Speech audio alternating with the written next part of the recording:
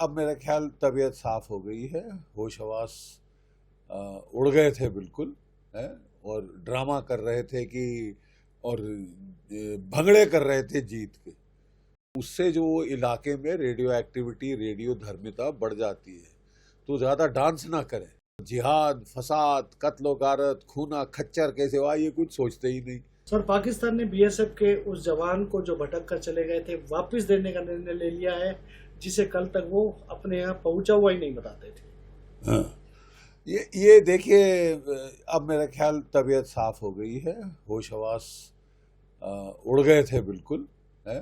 और ड्रामा कर रहे थे कि और भंगड़े कर रहे थे जीत के। तो मैंने इनको नसीहत दी है कि भाई थोड़ा सा भंगड़ा इतना मत करो, क्योंकि अगर रेडियो एक्टिव हवा है ना तो तुमको असर पड़ेगा वहाँ पे बहुत।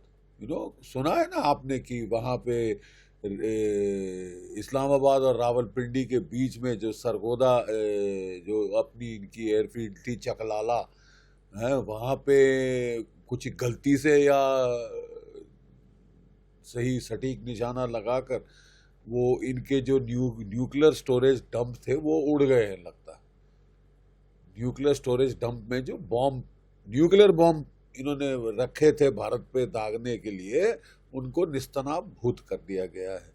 तो उससे जो इलाके में रेडियो एक्टिविटी रेडियो धर्मिता बढ़ जाती है, तो ज़्यादा डांस ना करें, नहीं तो ज़्यादा जल्दी कैंसर होगा आपको। ठीक है।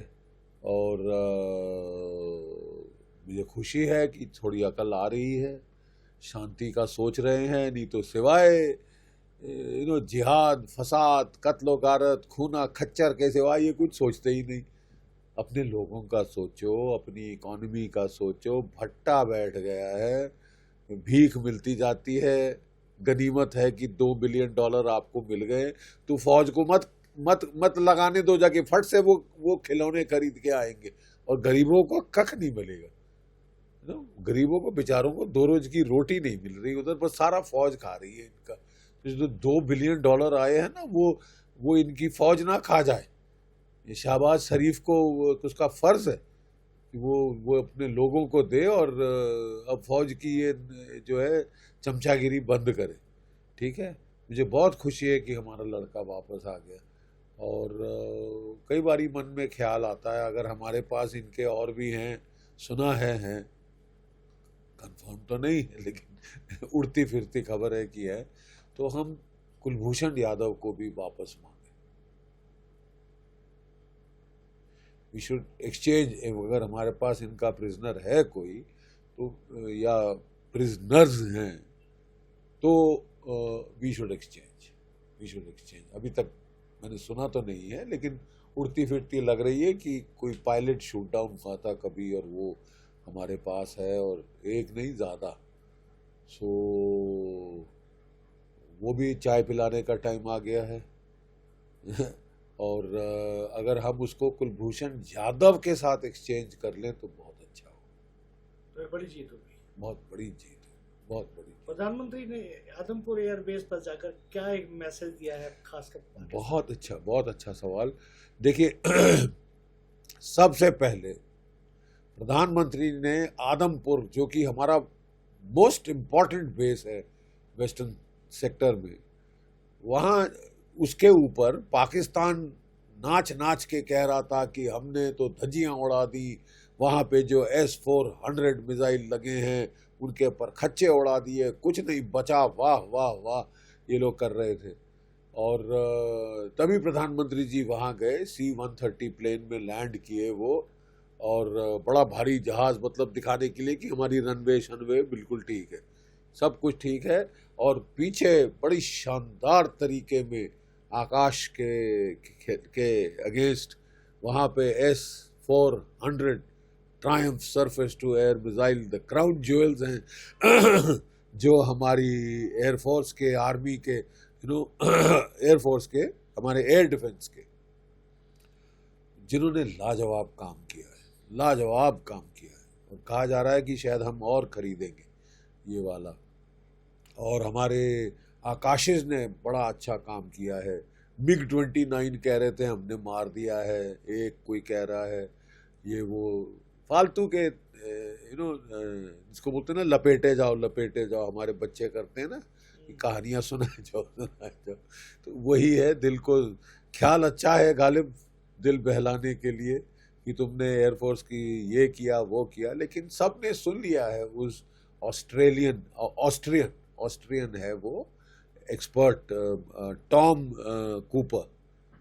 कूपर, उसने सारा पोल खोल दिए।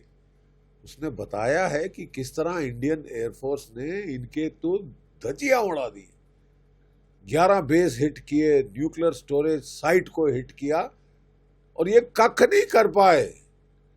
That is the important thing. That means वो कह रहा है कि क्लियरली भारत जीत गया है।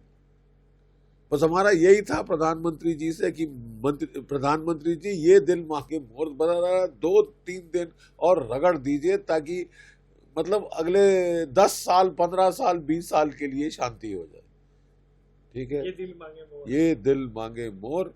लेकिन ठीक है, अगर शांति की तरफ समझ आ गई है बात और शांति की तरफ जा रहा है, खूना खच्चर बंद होगा, रक्त रसाव बंद होगा, तो अकलमंदी की बात।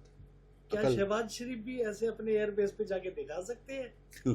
शहबाज शरीफ तो बेचारे अस्पताल में थे जब उनकी पार्लियामेंट में ही उनकी खिल्ली उड़ी कि कहाँ है गीदड़ है ये, कि एक लश्कर हो शेरों का लेकिन उसका सरदार गीदड़ हो तो वो सारे गीदड़ की तरह काम करेंगे।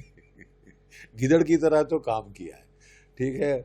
अब वो बेचारे शर्मा के बाहर तो निकल आए और फिर उन्होंने एक स्पीच दी, thank you America, thank you Saudi Arabia, thank you China, thank you तुर्की, थैंक यू पता नहीं, थैंक यू सोमालिया को भी थैंक यू कहा है?